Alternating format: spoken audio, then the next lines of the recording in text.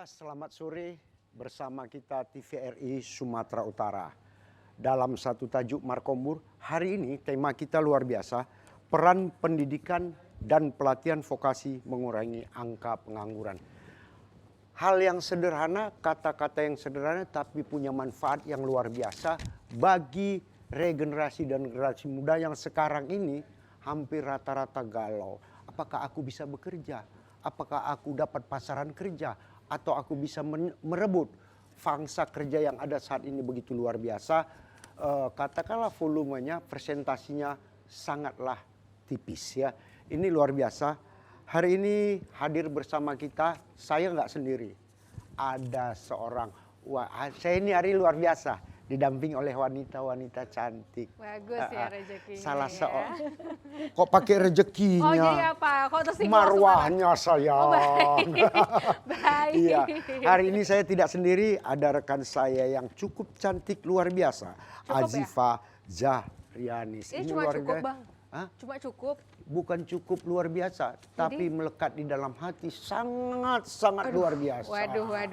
Ini dia. Hari ini yang membuat saya bergetar-bergetar ya. Karena tadi dibilang cantik luar biasa dan luar biasa lah pokoknya hari ini partner saya. Dan saya mau sapa juga pemirsa di rumah nih, gak mau kalah dengan Bang Munir. Halo, apa kabar Anda? Senang banget nih. Hari ini saya bisa nemenin Bang Munir lagi. Di mana lagi kalau bukan di Markombur ya Betul. Bang ya. Dan tadi sudah di-spill dengan Bang Munir ya terkait dengan topik menarik kita pada hari ini, di mana adalah peran pendidikan dan pelatihan vokasi mengurangi angka pengangguran. Dan ini menjadi topik yang sangat menarik Bang Munir. Kenapa? Karena pengangguran terbuka lulusan dari vokasi ini cukup banyak sekali. Dan penyumbang terbesar ternyata adalah di sekolah kejuruan. Dan ini berdasarkan dari survei Angkatan Kerja Nasional atau Sakernas tahun 2022 Bang Munir. Ternyata jumlah dari penganggur terbuka lulusan vokasi tahun 2022 kemarin adalah sebesar 1,8 juta orang atau 22%. Dan ini cukup banyak sekali kalau misalnya kita presentasikan bahwa memang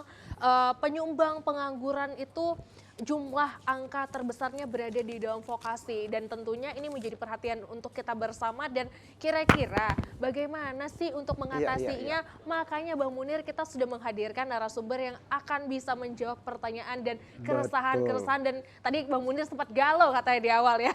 Macam mana nggak galau? Kenapa Bang? Awak punya anak. Betul. Tiba-tiba anak awak udah ikut pendidikan ini, pelatihan ini, nggak melamar juga terbatas. Artinya bukan tak diterima, tapi terbatas. Yang paling sedih lagi dengan kapasitas peraturan sekarang tak dapat pegawai tetap outsourcing. Nah ini kan menjadi problem sendiri. Tahulah outsourcing. Nah, ditambah lagi pemerintah luar biasa buka P3K.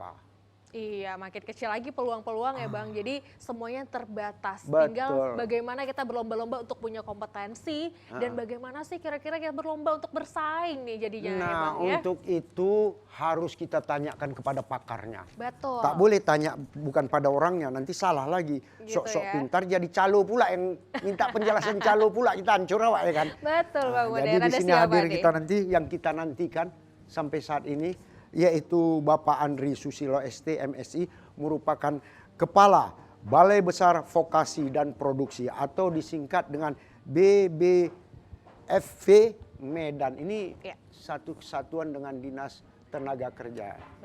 BBVV ya, ini luar biasa. Satu kesatuan dengan Dinas atau Kementerian Tenaga Kerja. Kemudian ada juga kalau bilang orang gelati, batang gelati. Cakep. Ditinggal orang di atas kelakar. Sudahlah wanita ini seorang yang cantik. Orangnya cantik, tambahlah pula pintar. Waduh, bersama ibunda kita yaitu Dr. Yuliati Teti SEMSI. Ini merupakan akademisi. Ini luar biasa. Artinya akademisi ini cukup teliti dia. Betul. Memproyeksikan, mempresentasikan, cepat tanggap. Oh ini presentasinya segini. Apa penyebab terjadinya pengangguran? Oh rupanya ini. Kan begitu. Inilah perlunya. Alhamdulillah hari ini udah datang. Selamat datang kita ucapkan kepada Bapak kita, Bapak Andri Susilo ST MSI. Ini luar biasa Pak. Selamat datang Bapak. Waalaikumsalam warahmatullahi. Silakan Bapak.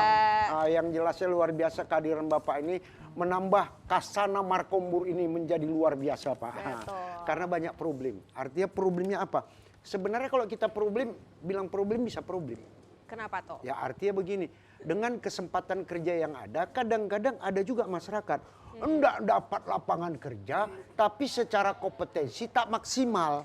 Nah, jadi bagaimana betul. yang terbaik? Mari kita beritahukan ataupun kita tanyakan kepada pakarnya. Setuju sekali Bang Munir. Dan tadi di awal sudah saya spill sedikit ya terkait dengan survei dari Sakernas di tahun 2022 ternyata ada sebanyak 22% dari masyarakat Indonesia yang mengalami pengangguran dan jumlah terbanyak adalah dari jurusan vokasi. Dan mungkin kita akan tanyakan juga nih Bang Munir kepada Pak Andri nih terkait dengan tahun ini gimana nih? Apa persentasenya masih sama atau seperti apa nih Pak gambaran untuk tahun ini Pak? Untuk pengangguran khususnya di bidang vokasi sendiri Pak, silahkan Bapak. Baik, terima kasih. Selamat sore, Assalamualaikum warahmatullahi wabarakatuh. Waalaikumsalam warahmatullahi wabarakatuh. Memang ya dari data terlihat bahwa lulusan vokasi mengalami. Oke, kita yang jelasnya hari ini luar biasa Pak. Izin kami Pak. Kita kalau nggak salah artinya kita utamakan dulu kaum wanita Pak. Karena kenapa ibu-ibu ini perlu juga kita tanya. Baru nanti dapurnya di bapak-bapak. Baik, kenapa? baik. Kalau ibu-ibu duluan, kalau bapak-bapak duluan sebagai kepala rumah tangganya Iya. menanya, gampang aja jawab. Tapi kita dengarkan dulu keluhan ibu-ibu. Kan ini, ladies apapun first ya. alasannya di dalam satu rumah tangga ada ibu, ada bapak, ada anak. Kan gitu. Baik, Tentu betul. pula yang paling mengetahui tentang keluar rumah tangga, anggap aja lah lapangan pekerjaan ini di rumah tangga kita.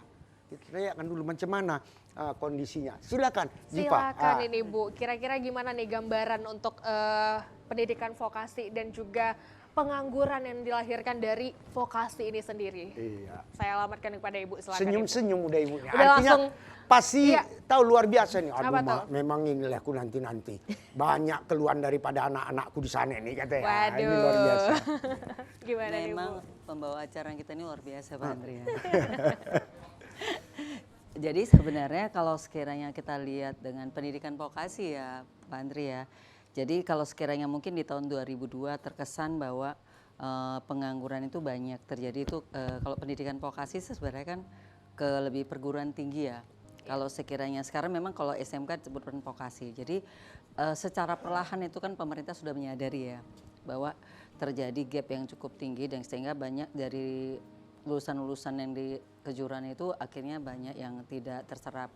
Jadi itu sebenarnya bukan tidak ada kebijakan pemerintah. Jadi Perpres 68 tahun 2022 sebenarnya itu adalah beberapa gebrakan yang sebenarnya diinginkan oleh pemerintah agar mungkin kelemahan-kelemahan atau hal-hal kekurangan di Lalamin tempo lalu itu sebenarnya diharap bisa memberikan solusi, Pak. Jadi memang banyak sekali memang keluhan dari industri kenapa banyak sekali pengangguran itu terjadi, mungkin beberapa pendidikan banyak yang belum mengakomodir kebutuhan yang diharapkan oleh industri.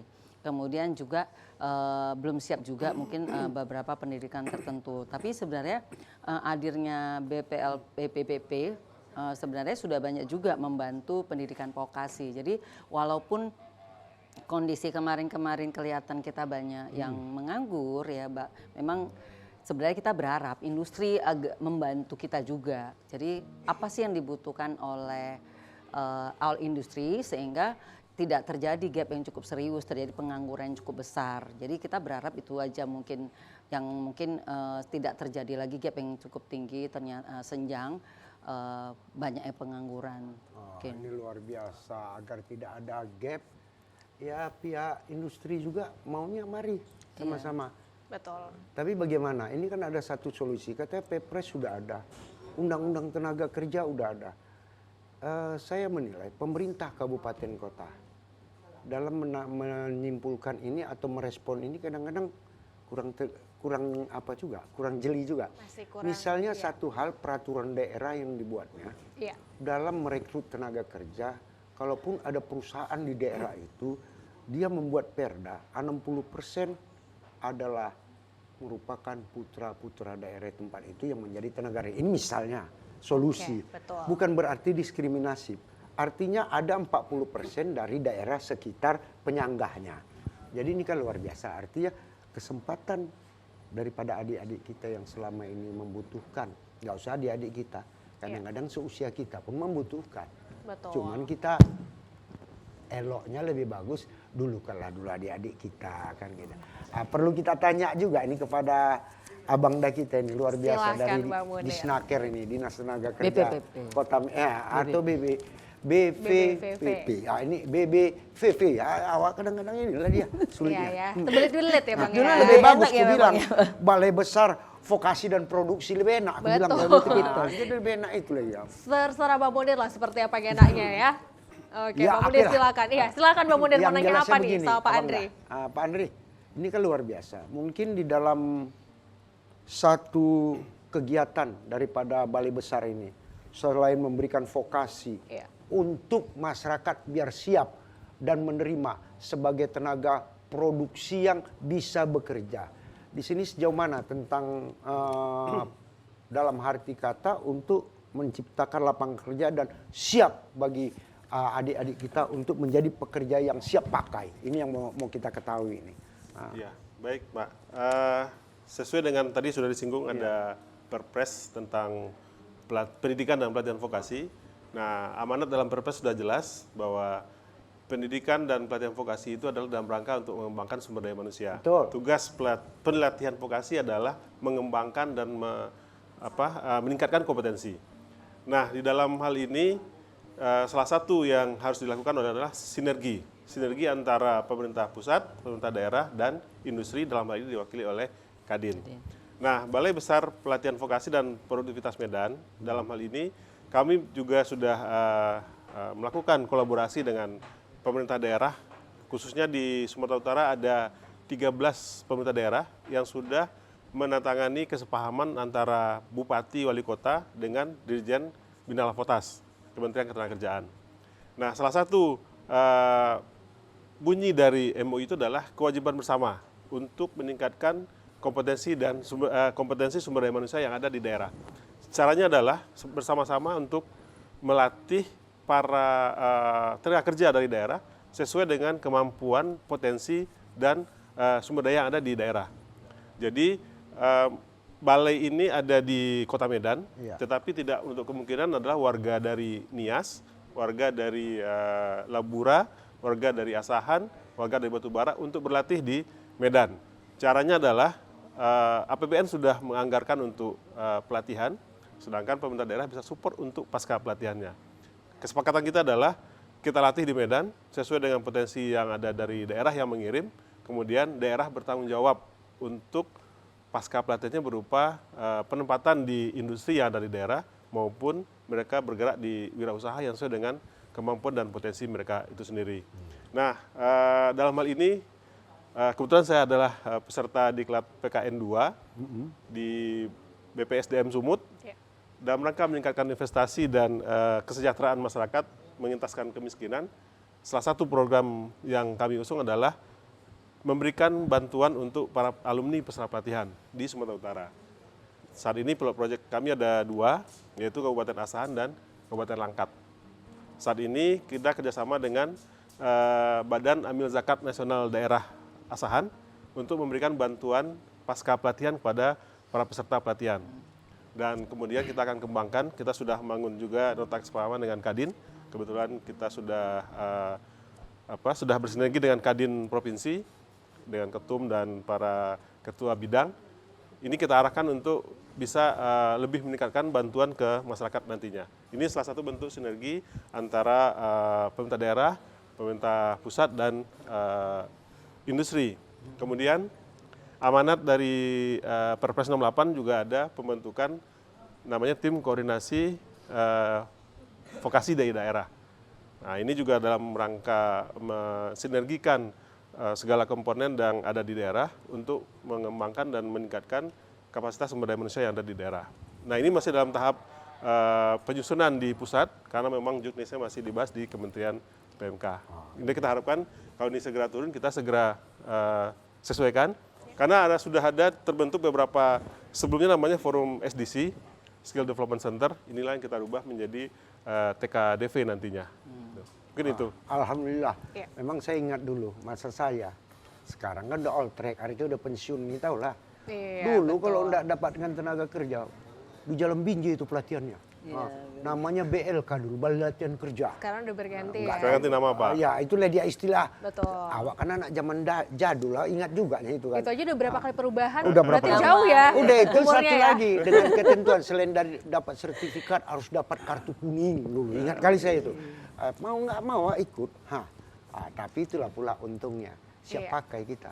Betul. Dimanapun taruh kan kayak batang ubi hidup dia. Tak perlu menunggu orang hidup dia sendiri kan. Betul. Tapi itulah luar biasa. Mungkin Kerakap. perlu saya tambahkan, Pak. Iya. Di BBPV Medan saat ini, di samping pelatihan, kita fokus di 2 kejuaraan utama, konstruksi dan pariwisata. Tetapi kita juga punya peluang untuk bisa bekerja langsung di luar negeri, khususnya di Jepang. Ini mungkin perlu saya sampaikan di dalam forum ini, bahwa untuk masyarakat kita yang punya latar belakang keperawatan, ini bisa berlatih, dipersiapkan di BLK Medan, di BPV Medan, untuk siap berangkat bekerja di Jepang. Dan ini bekerja, bukan magang. Bekerja sesuai dengan skillnya, namanya SSW, Specific Skill Worker. Alhamdulillah. Jadi kita ingatkan juga kepada masyarakat Sumatera Utara, ingat, satu keterbukaan mungkin kita nggak tahu. Bahwasanya khusus adik-adik yang alumni Akademi Keperawatan, ingat yo, ini ada kesempatan untuk bekerja di luar negeri, di Jepang, bukan tanggung.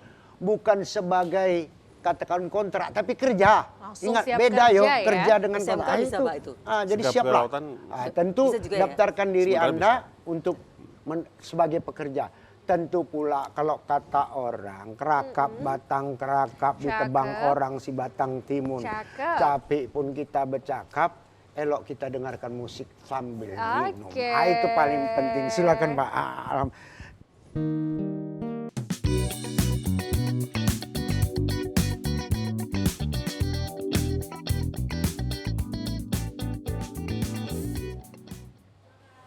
Ya, demikianlah.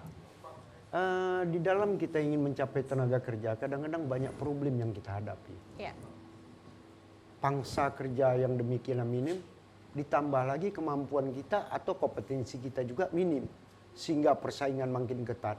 Tapi terus terang, kalau saya takut kali kehilangan kerja, mata pekerjaan. Apalagi tidak dapat mata pekerjaan paling takut. Betul. Tapi hari ini saya lebih takut lagi kalau melihat CV. Kenapa Bang? Takut kehilangan IV. Ini dia. Takut kali aku. Ini luar biasa. Nanti nggak ada lagi yang mengiri kita Nggak ada, ngobrol itu. asik ya Bang ya. Tapi kita kembali kepada tajuk. Silakan. Kenapa harus kembali? Sebagaimana kita ketahui bersama, banyak hal kegalauan masyarakat. Iya, betul. Kadangkala apakah aku udah demikian banyak, bahkan S1, S2, yang lucunya takut nggak dapat kerja. Seharusnya ada mindset yang harus dibalik. Betul. Begitu S1, S2, jangan kita mencari tenaga kerja, tapi coba menciptakan lahan kerja. Kan itu seharusnya mindsetnya. Kalau tadi SMK, SMA, Betul. ya bolehlah, kan gitu kan. Karena dasar ilmunya, stratanya aja udah beda gitu. Iya. Nah, tapi di dalam kapasitas ini Pak, hal-hal seperti ini juga bagi tingkat sarjana pun tetap kita terima ya untuk pelatihan di sana ya. Ini mau terbuka ini kadang-kadang Ini- perlu tahu kita. Ini dilema ini, Pak. Iya betul betul. Seharusnya sudah tidak ya. Ya, seharusnya. sudah tidak. Tetapi tentunya kita tidak bisa menolak kalau memang para pencari kerja ini, saudara-saudara kita ini ingin untuk meningkatkan kompetensinya, Pak. Jadi kadang-kadang malah di jurusan-jurusan tertentu ya, di program-program tertentu itu lebih banyak pesertanya dari kampus Kampus, sebenarnya. Karena memang mungkin di samping keterbatasan di kampus ya, karena kampus bukan vokasi kan. Mereka katakanlah di fakultas teknik, itu kan bukan pendidikan vokasi. Iya. Otomatis mereka pasti akan sedikit yang sifatnya keterampilan. Mereka pasti akan lebih banyak di analisa. Nah, tetapi karena mereka merasa butuh untuk punya suatu keterampilan, sehingga mereka datanglah ke balai dan ikut pelatihan di balai. Contoh yang paling gampang seperti program surveyor, program desain rancang bangunan gitu. Nah, mereka kan memang diharapkan di kampus itu sudah bisa menguasai sendiri sebenarnya, karena mereka kan yang dituntut adalah analisisnya. Betul, betul, betul. Nah, karena mereka butuh bisa untuk membuat desain suatu produk, sehingga mereka akhirnya ke balai untuk ikut pelatihan. Ini Mungkin luar bisa biasa satu nih. juga Iya. Pak. Iya. Pernah saya ngajar di soft skill, Oke. ya kan? Jadi ada anak yang baru tamat SMK, ada tamat perguruan, bahkan ada bapak-bapak. Kenapa? Karena itu mereka pengen buka usaha, jadi kan perlu nambah skill juga. Justru lebih semangat malah belajarnya. Jadi luar biasa banget kalau Satu saya kan pikir. dalam bidang itu. Iya. Nggak usah jauh-jauh. Untuk jadi moderator aja begitu ndak maju awak. Mohon izin Mas, sertifikasinya ada. Betul. Ditanya. Sangat Itu Waduh. mendapatkan ya. juga ya. Jadi mendapatkan sertifikat. hal-hal seperti itu bro. Iya. Karena memang saat ini sertifikasi dan kompetensi itu sangat dibutuhkan. Ya. Betul. Menunjukkan akreditas orang bahwasannya seseorang itu talent itu ternyata betul-betul udah terakreditas, qualified. Artinya nggak usah kita takut lagi diarahkan gini-gini udah tinggal kemudi aja go siap terbang kan gitu. Nah, iya Ji, Bang Munir. Ji tadi ada mau tanya apa sih mau Ini ditanya? pas sekali memang yang Apa tadi itu? baru abang bahas itulah Aku- tadi. Ji berpikir nih bang, kira-kira sebenarnya mana yang penting nih bang ya? Kira-kira apakah pendidikan atau pelatihan? Karena ini menarik nih, topik kita hari ini adalah terkait dengan peran pendidikan dan pelatihan. Apakah ini bersinergi atau mungkin mana yang paling berat sebelah dan mana yang paling penting? Ini langsung saya alamatkan kepada Bu Teti nih untuk Ini menjawab pertanyaan sebentar, saya Bu. Teti. Iya. Jiji ini mancing-mancing gula darah orang tinggi nih. Iya. Gawat juga ini masa Saya iya. kan bertanya Iya, Bang iya, Munir, iya, karena iya, kan iya, tadi di silakan. Bang Kebetulan Munir, kita pelatih. Iya, iya, iya. kan tadi di Bang Munir Tapi kan kalau itulah. jadi moderator ya. Untuk menciptakan solusi tak salah bertanya. Betul, Daripada kan? tidak bertanya, kata orang jauh berjalan kaki berdebu. Nah, ini yang kacau. biar nggak salah jalannya, Iya, iya, iya. langsung Oke. sampai ke tujuan. Silakan. Saya alamatkan langsung Betul, kepada Bu betul, Teti. betul, betul. Silakan Ibu. Terima kasih Mbak Jiji. Jadi sebenarnya kalau saya bilang sih sama pentingnya ya. Oke. Jadi kalau misalnya gini, kita dari vokasi pendidikan vokasi. Iya, Kadang-kadang waktu kita belajar, apakah di institut SMK atau di kampus, kadang-kadang kan fasilitas terbatas, Betul. ya kan? Betul. Kemudian yang ngajar juga memiliki Betul. keterbatasan. Jadi sehingga yang didapat juga terbatas, gitu ya kan? Jadi, namun juga kan kalau sekiranya misalnya yang nggak belajar pendidikan vokasi, kalau misalnya mereka juga bukan dari pendidikan, misalnya SMA, Iya. mereka kan nggak bisa dapat pendidikan vokasi ya dasar ya. Betul. Mau nggak mau kan ke pelatihan juga. Jadi jadi di situ juga dia mendapatkan sekaligus pendidikan dasarnya sekaligus pelatihan. Jadi kalau saya pikir kalau di pelatihan ini bagi orang-orang yang di pendidikan vokasi itu meningkatkan kompetensinya ya, meningkatkan keahliannya dia. Tapi bagi orang-orang tertentu yang tidak pernah mendapatkan pendidikan vokasi, pelatihan itu menjadi awal dan akhirnya dia untuk mendapatkan kompetensi. Jadi sebenarnya sama, kecuali untuk mereka yang belajar di pendidikan vokasi terus mau belajar sendiri. Iya. Nah itu kan dia ikut-ikut misalnya di YouTube atau dia ikut aktif di mana-mana, itu bisalah menambah skillnya sehingga mungkin dia nggak perlu pelatihan. Apalagi seperti tadi Bapak bilang, untuk sertifikat kompetensi kan perlu kompeten. Iya, Kalau cuman kita yang di pendidikan ini kan keterbatasan, ya lebih enak juga kalau sekiranya mengikuti pelatihan yang bisa akhirnya mendapatkan sertifikat kompetensi. Jadi Mbak Jiji lihat di sisi mananya, sama-sama penting. Oke. Ya kan?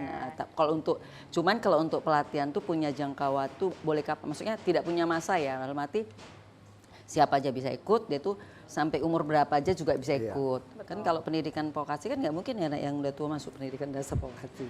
Baik, Ini artinya luar dua-duanya biasa. penting ya Tapi Bang ada Munir. satu hal yang perlu kita ingatkan Apa kepada tuh? masyarakat Sumatera Utara khususnya kabupaten kota. Hati-hati ya, kita harus jeli dalam membaca medsos, media Iya. sosial. Kadang-kadang di media sosial sering sekali menjanjikan lapangan kerja yang luar biasa. Betul. Menggiurkan gajah. Ternyata begitu kita masuk ke ranahnya menjadi korban calo tak bertanggung jawab. Kadang-kadang disekap sampai sekian lama alasannya nanti pasarnya lagi mungkin ini bermasalah. Kalau ingin tahu, ingin cerdas, ingin kita mendapatkan data yang detail, jangan sungkan-sungkan. Yang ada di medsos silakan tanya ke Kementerian Tenaga Kerja, khususnya Dinas Tenaga Kerja yang ada di kabupaten kota, apa betul Pak ini ada lapangan kerja. Itu lebih baik kita selamat daripada masalahnya. Ya, alhamdulillah kita harus cerdas menanggapi ini. Kegalauan ini jangan sampai menyelesaikan timbul masalah baru. Itu yang kita harapkan Betul bersama. Bang Munir. Dan tentunya kalau tadi kita sudah mendengarkan bahwa ternyata pelatihan dan pendidikan ini sama pentingnya ya. Betul. Dimana ya tergantung mau kemana dan seperti apa. Iya. Lantas saya mau bertanya kepada Pak Andri nih, Iya, iya, kira-kira apakah sudah ada strategi kebijakan nih Pak untuk mengatasi, kan tadi kalau saya dengar ya ternyata sudah bagus sekali Bang Munir terkait dengan balai besar vokasi dan produktivitas ini sudah menghadirkan berbagai macam pelatihan dan yang paling difokuskan tadi ada pariwisata, terus juga ada membuka lapangan kerja yang ke Jepang ya Pak. Artinya kan memang sudah sedemikian rupa ya untuk mengatasi pengangguran ini supaya tidak membludak seperti itu. Nah kira-kira nih untuk upaya agar lebih peka lagi nih masyarakat yang ada di luar sana untuk mengikuti pelatihan ataupun apakah ada nih kebijakan-kebijakan khusus Pak dari BBVP sendiri Pak terkait hal itu? Iya, sebenarnya kebijakannya ada di Kementerian Ketenagakerjaan. Jadi Ibu Menteri punya namanya 9 lompatan besar Kementerian Ketenagakerjaan. Oke. Ada 3 poin yang sangat terkait dengan kita. Yang pertama adalah transformasi BLK, yang kemudian link and match ketenagakerjaan, yang ketiga talenta muda. Nah, dalam hal ini kita sudah dituntut untuk segera dan selalu berkolaborasi dan bersinergi. Iya. Inilah yang kita lakukan. Ada 4.000 peserta yang kita tunggu di balai untuk berlatih, sehingga tentunya tidak mungkin bisa diisi oleh kita sendiri tanpa ada kontribusi dari pihak lain, baik itu pemerintah daerah maupun industri. Nah, dalam menyusun program yang kita buat di balai, kita libatkan industri.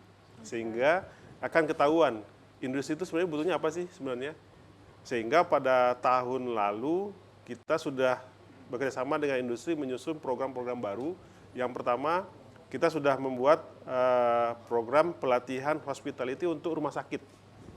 Karena di Medan kota ada salah satu lembaga namanya Medan Medical Tourism Board kalau saya nggak salah, dengan TCBC.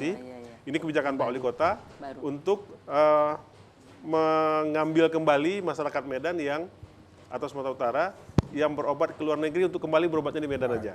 Oke. Apa sih sebenarnya yang membuat masyarakat kita tuh berobat ke luar negeri?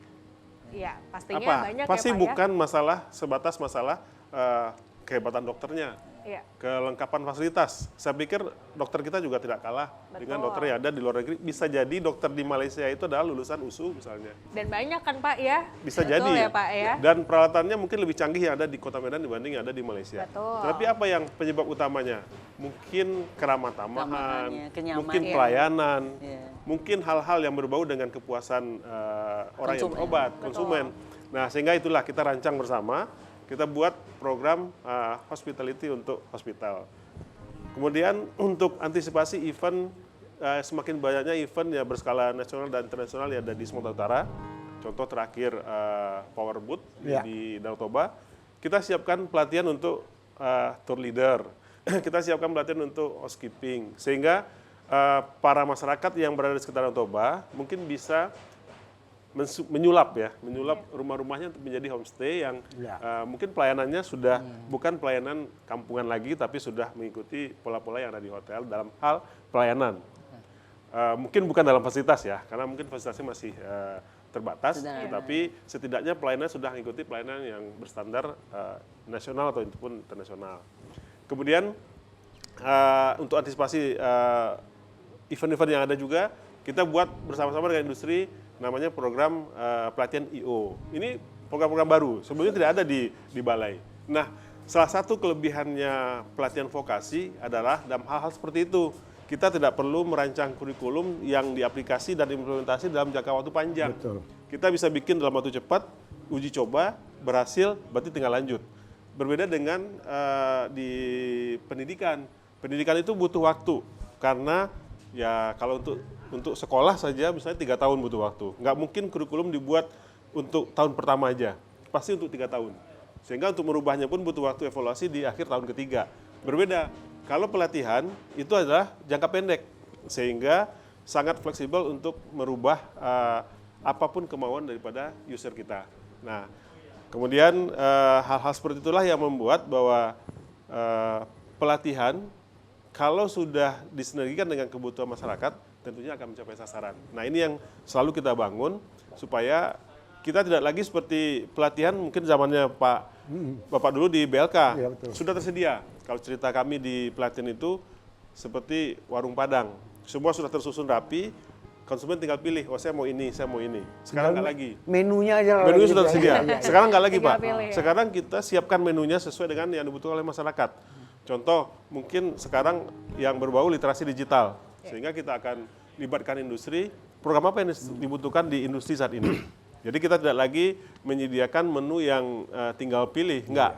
Meskipun itu tetap ada ya, karena pasti akan ada kebutuhan-kebutuhan itu. Tetapi kita utamakan menyiapkan sesuai dengan kebutuhan. Salah satu amanat dari Perpres 68 juga itu, bersinergi dengan dunia industri. Karena produk akhir dari pendidikan dan pelatihan vokasi harus bisa dimanfaatkan sebesar-besarnya oleh dunia usaha dan dunia industri. Gitu. Ini luar biasa, artinya makin tajam dia. Makin jelas, makin transparan. Jadi masyarakat kepada seluruh pemerintah kabupaten kota kami mengingatkan, saat ini Dinas Tenaga Kerja menunggu Iya. untuk 4.000 orang. BBPP. Nah, ya BBPP menunggu untuk 4.000 orang. Warga Bapak Ibu silakan kirim. Ini kesempatan.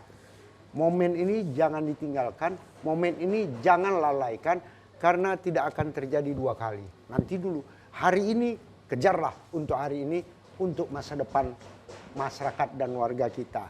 Jangan ragu-ragu, insya Allah bagian Bapak juga akan dapat semua dalam kapasitas keselamatan masyarakat Bapak, lapangan kerja masyarakat Bapak, semua dapat terkendali oleh sertifikasi ataupun kompetensi yang ada. Tentu Iya. kita bilang tadi lah, Kenapa, artinya Bang Munir? banyak juga kita bercakap, katakan kalau dibetih, katakan dibetih, Cakep, enak dibetih si batang keranji. cakep. Untuk cakap kita makan seperti berbuih. Iya. Untuk menghilangkan buih elok kita nyanyi lah. Langsung aja lah, Silakan, RME Band, Fe. silakan. Mainkan, Fe.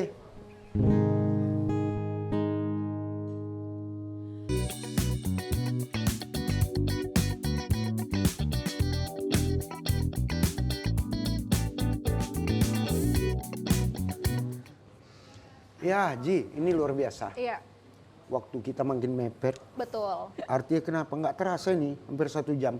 Artinya dengan durasi waktu yang singkat ini, kita minta satu hal yang istimewa dari ibu kita lah. Betul tentang sekali, Bang. kita kaitkan namanya, katakanlah merdeka-merdeka tadi. Iya, apa itu namanya Kampus Merdeka, Kampus Bang. Merdeka. Nah, ini kan memang lagi digalakkan sama Iya. menteri kita nih, Bang. Kira-kira nanti mungkin izin Bu untuk closing statement kita saya alamatkan kepada Ibu terkait dengan harapan dan bagaimana untuk kita semua ya terkait dengan seluruh stakeholder, masyarakat dan seluruh masyarakat yang terkait untuk bagaimana sih untuk lebih peka lagi Betul, terhadap betul.